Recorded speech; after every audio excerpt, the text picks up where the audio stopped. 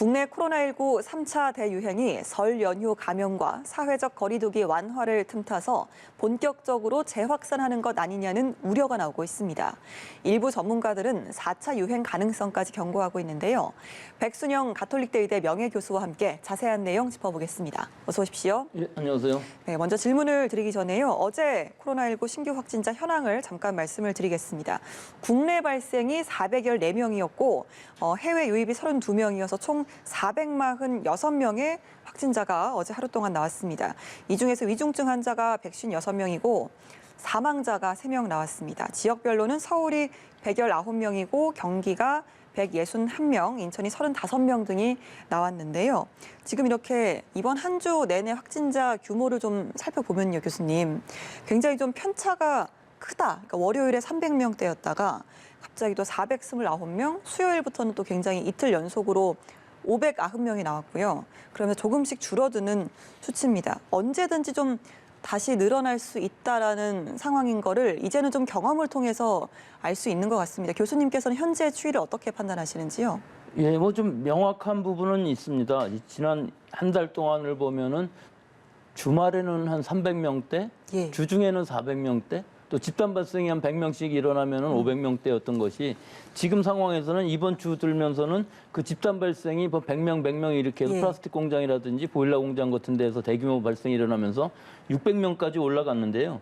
지금 오늘 이 수치를 보면은 주말인데도 불구하고 진단검사 수가 그렇게 많이 떨어지진 않았어요. 44,000명 그 정도 되는 데다가 또 전체적으로 봤을 때는 환자 수는 좀 줄은 상황이어서 네. 이 경향은 결국은 집단 발생이 어느 정도 통제가 됐다는 것을 뜻하는 것이기 때문에 이 정도가 지금 수준이라고 볼 수가 있는 것이죠. 네. 지난 한 달 동안을 보면은 대략 한 350명 정도 하루 평균 나왔던 것이 2단계로 이제 수도권을 좀 예. 완화시킬 수 있는 근거가 됐었는데 지금 상황에서 보면 그것이 한 100명 정도 올라간 것으로 보여서 약간 완만한 증가 추세이긴 합니다. 근데 이제 문제는 설 연휴라든지 또 지난 월요일부터 거리두기 단계를 완화하지 않았습니까? 예. 이것이 효과가 나타나려면 좀 더 시간이 걸려서 다음 주 정도 되면은 아마 이 효과가 나타날 수가 있을 것으로 보이는데 이것이 뭐 대규모로 확산되지 않는다면은 아마 다음 주말 정도에는 결정을 할 수가 있을 것 같은데 큰 확산이 일어날 것으로 보이지는 않지만 또 그렇다고 해서 이것이 줄어들 것으로 보이지도 않아서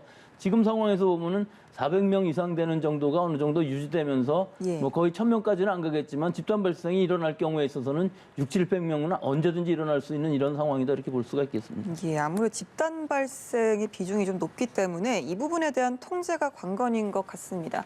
역시나 말씀하신 것처럼 설 연휴의 영향이라든지 또 거리두기 완화에 대한 영향, 이 부분에 대해서 좀 걱정을 하는 것 같아요. 이게 좀 일시적인 현상으로 끝날 수 있는지 아니면 뭐 저희가 앞서 말씀드린 것처럼 재확산의 어떤 신호로 봐야 될지 어떻게 판단해야 될까요? 뭐 둘 다일 수가 있겠죠. 그런데 지난 1, 2, 3차 유행들을 보면은 점점 규모도 커지고 기간도 길어지고 있는데 지금 이 순간의 상황을 보면 지난 한 달 동안에 이 3차 유행이 꺾이지를 못하고 계속 뭐 200명 수준까지 간 적은 있습니다만 잠깐 예. 갔었고 결국은 300명에서 한 600명 수준을 계속 유지하고 있다는 것은 저점이 굉장히 높아지고 있고 이 저점에 의한 지역사회에 있어서는 무증상 감염이 상당히 넓게 퍼져 있기 때문에 어디선가에서 발견이 늦어지게 되면 대규모 확산이 일어나면서 집단 발생이 일어나고 이것이 여러 개가 겹치게 되면 우리가 통제할 수 없는 수준까지는 갈 수가 있는데 다행히 아직도 역학조사 역량이 충분한 부분이 있어서 빨리 찾아내고 빨리 격리시키는 부분들은 아직도 계속 잘 할 수가 있는데 문제는 이게 지난 연말처럼 1000명을 넘어가게 되는 수준이 되게 되면은 그런 격리를 바로 못하는 상황. 그러면 N차 감염이 지역사회에 퍼져나가고 전체적으로 수준이 높아지는 전체적으로 유행 양상이 꺼지지가 않는 통제가 불가능한 상황이 계속 이어질 수가 있어서요. 앞으로 이제 봄에 3월이 되면은 얼마 안 남았지 않습니까? 개학도 한다고 그러고 네. 또 날씨도 이제 따뜻해지면서 우리가 뭐 겨울에 바이러스는 활동이 더 나을지는 모르지만 봄이 되면서는 사람들의 활동이 또 많아져서 그렇죠. 만남이 많아질 수 있는 이동이 많아질 수 있는 시기들이 일어나기 때문에 또 예방 접종도 해야 되기 때문에 예. 이것도 또한 사람이 모일 수 있는 일들이 될 수가 있어서 여러 가지 면으로 봤을 때 이 부분이 완전하게 통제는 어려운 것으로 보이지만 실제로 뭐 국제적인 수준으로 봤을 때 우리가 500명, 600명이라는 것이 통제 가능한 수준이기 때문에 큰 걱정은 안 하셔도 되지만 그렇다고 해서 지금 안심할 수 있는 그런 상황은 아니라고 봅니다. 안심할 수는 없지만 통제 자체는 좀 가능한 수준이다라는 말씀하셨습니다. 역학조사가 이제 발생 추이를 따라가는 속도에 달렸다고 볼 수 있을 텐데요.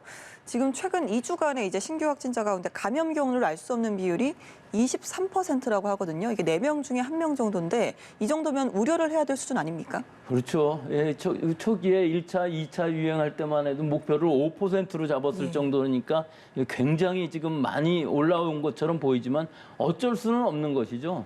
예, 지역사회에 있어서는 무증상 감염이 있다는 뜻은 결국은 가족이나 친지 또는 지인들 또는 그 직장이라든지 이런 데에서부터 어떤 발생이 일어났을 때 감염원을 찾기는 굉장히 어려운 것이죠. 그래서 그 방역망의 통제 안에, 즉 자가격리자들을 많이 만들어 놓게 되면 통제 범위 안에 들어오고 감염원을 알 수가 있는 것이지만 새로 발생하는 신규 발생은 산발적으로 일어났을 때 우리가 알 수 없는 것이기 때문에 이 25%를 넘어가는 것들을 20% 안으로 줄이기도 상당히 어려운 것으로 보이기 때문에 네. 지금 상황에서는 이 부분을 유지하면서 어떻게 해서든지 역학조사를 빨리 신속히 함으로 해서 밀접 접촉자를 얼마나 신속하게 격리하고 조기 치료를 할 수 있느냐 하는 것이 이게 피해를 줄이면서 또 우리 지역사회 확산을 막는 유일한 방법이라고 볼 수가 있고 앞으로 몇 달 동안 예방접종이 잘 일어날 때까지 이것을 계속 강력하게 하는 방법 이외에는 없는 것으로 보입니다. 그러니까 빠른 조치를 해서 이 정도 23%이 정도 수치를 좀 유지를 하는 게 중요하다고 하셨는데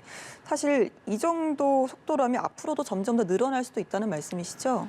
늘어날 수 있는 개연성이 훨씬 더 많죠. 예. 20%를 넘어간다는 얘기는 대부분 지금 4명 중에 1명 혹은 뭐 5명 중에 1명 정도는 모르는 것이고 산발적인 집단 발생은 계속 일어난다는 것이고 그것이 그런 수치로도 알 수 있는 것이 지금 서울 수도권에 있는 임시선별검사소에서 나오는 것이 대략 그 숫자 정도 되거든요. 그러니까 서울 수도권에서 전혀 증상이 없는 사람들이 확진이 되는 가능성이 그만큼 높은 것이고 그 숫자가 줄고는 있지 않아요. 그래서 이것을 줄이는 것이 굉장히 어려워 보이기는 하지만 일단 이 상황이라도 계속 유지를 하면서 늘려나가지 않으려면 환자 수를 늘려가지 않으려면은 감염 재생산 지수도 줄여야 되는데 그것도 약간씩 늘어나고 있는 상황이고 지금 1.2를 넘어가고 있는 상황이기 때문에 지금 상황만을 보면은 줄어들기는 상당히 어려운 부분은 분명히 있습니다. 예, 일례로 이제 부산의 일가족 감염 사례인데요.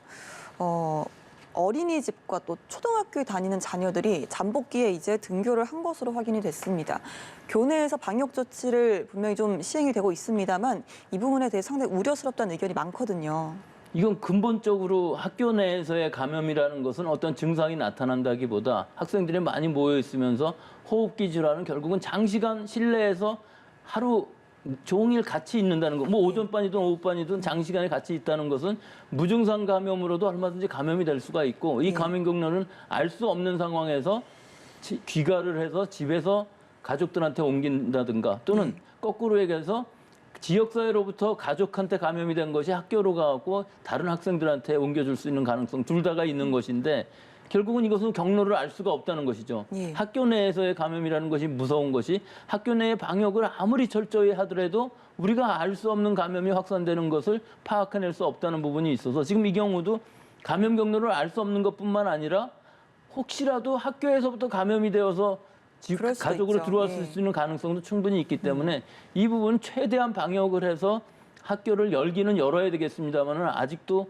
이 완전히 학교를 연다는 것은 특히 초등학교 저학년이나 유치원 같은 경우에 있어서 너무 밀접이 되게 되면은 이 감염은 확산이 불가피한 상황이 있어서 이 부분 굉장히 주의를 해야 될 것이고요. 또 지금 예방접종이 된다고 하니까 우선 이 초등학교 유치원에 관계되는 교사분들이나 관계자들, 종사자들한테 우선 접종을 시키는 것이 제일 먼저 중요하지 않은가 저는 그런 생각을 좀 해봅니다. 이게 학교라는 것이 눈에 보이지 않게 확산될 수 있는 가능성들이 있는 것이기 때문에 네. 우선 아이들한테는 접종이 공고되고 있지 않아서 그 주변에 있는 분들한테라도 먼저 접종을 하는 것은 좀 고려해 봐야 되지 않을까 생각하는데 아직은 그렇게 결정되어 있지는 않습니다. 예, 교육 관계자들의 우선 접종도 좀 필요하다라는 말씀도 해주셨습니다.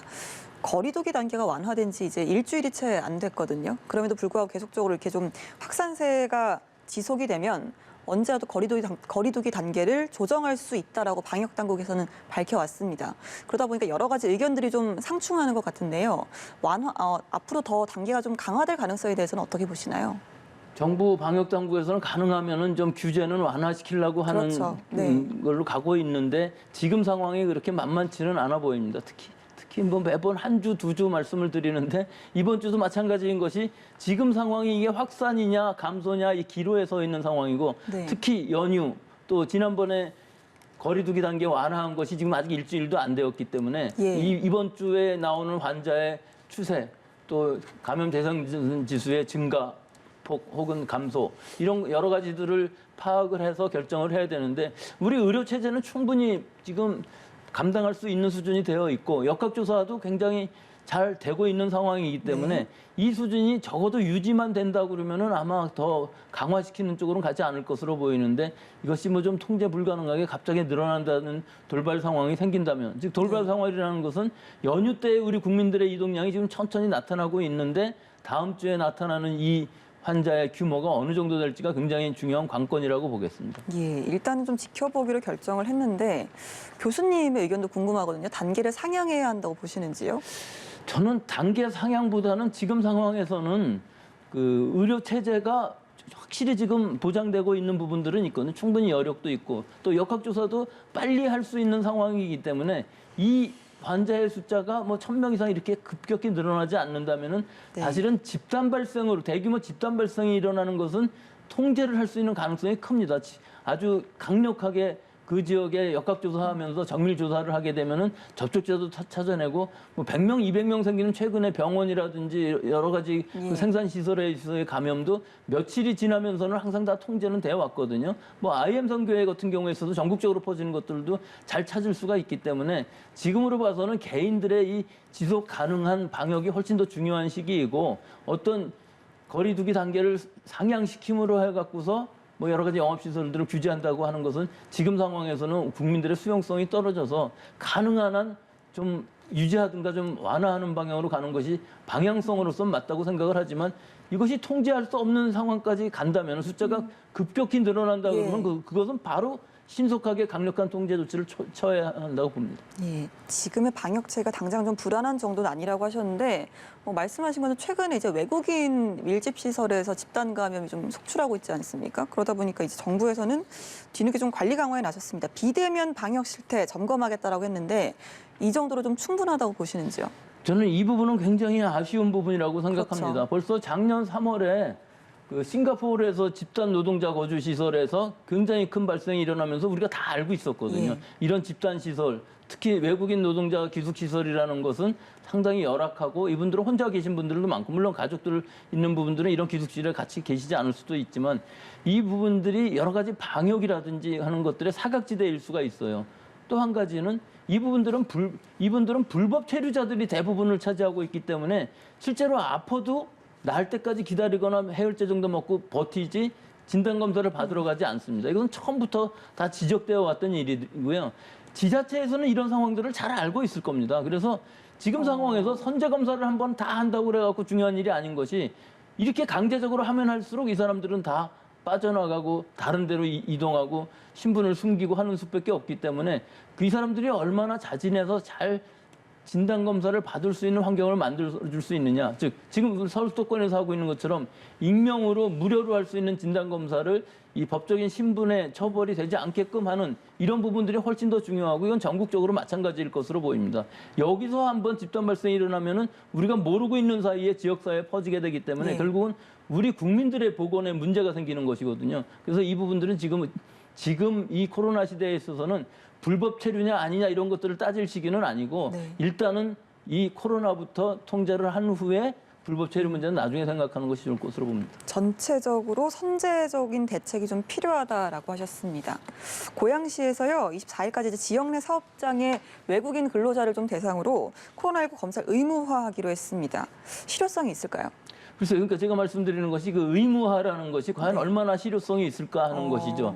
주기적으로 한다고 해도 거기에 참여 안 하시는 분, 법적으로는 한국에 없는 것으로 되어 있는 분들이 많기 때문에 그런 부분들을 경찰 인력을 동원해서 다 찾아서 진단 검사를 시킬 것은 아니기 때문에 의무화라는 의미도 결국은 사업주들이 좀 데리고 가서 진단 검사를 받아야 되는 상황인데 이것이 그렇게 쉽지는 않은 상황인 것이 사업주 입장에서도 마찬가지거든요. 거의 뭐 불법으로 이루어지는 일들이기 때문에 좀 탁상행정인 부분들이 선제화하고 의무화하면 다 해결될 것처럼 보이지만 실제 내용으로 보면은 오히려 민주적으로 자발적으로 진단 검사를 받는 것이 훨씬 더 중요하고 그 사람들의 그 귀숙 생활을 얼마나 좀 잘 방역이 위생적으로 될 수 있는 환경을 만들어줄 수 있느냐는 것은 더 중요한 문제인데 이런 것들은 뭐 경비가 들어가는 일이기 때문에 가능한 한 통제를 잘 할 수 있도록 이 지자체에서 이 부분에 대한 관찰을 하고 여러 가지 의무화뿐만 아니라 좀 도움도 주고 예. 여러 가지